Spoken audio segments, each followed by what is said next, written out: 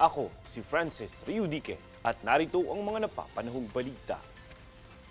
Nagbabala si PNP Chief General Romel Marbil na kukumpiskahin ng ahensya ang mga yaman ng ilang kapulisan na mula sa mga iligal na mga gawain.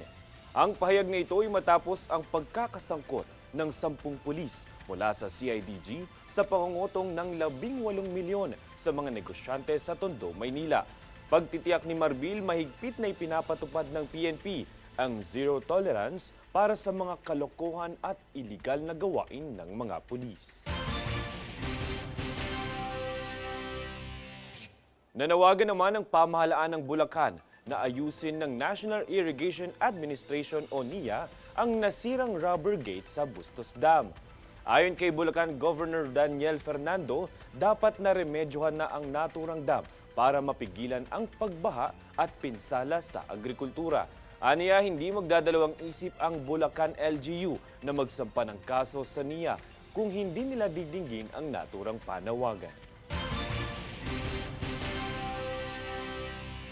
Naaresto ng Bureau of Immigration ang Chinese na si Li Wenji, 32 years old, sa Barangay Bangkal, Makati dahil sa kasong illegal na online gambling na isinampa laban sa kanya sa China. Ayon sa BI, halos 2 taon nang overstaying si Li sa Pilipinas at ginagamit ang bansa bilang taguan mula sa pananagutan sa batas. Nakatakda siyang ipa-deport at isasama sa blacklist upang hindi na muling makapasok sa Pilipinas. Kami ang boses ng pagbabago. Ako si Francis Riudique at ito ang News Force. Sa ulo ng mga balita. Bulacan LGU umapilang ayusin ng NIA ang nasirang Bustos Dam. PNP nagbabalang kukumpiskahin ng yaman ng mga pulis na mula sa iligal na aktibidad.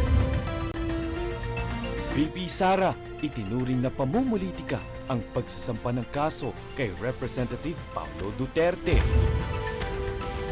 Comelec inatasan ng AFP bilang last resort poll workers. Supply ng kuryente tinitiyak na sapat sa eleksyon.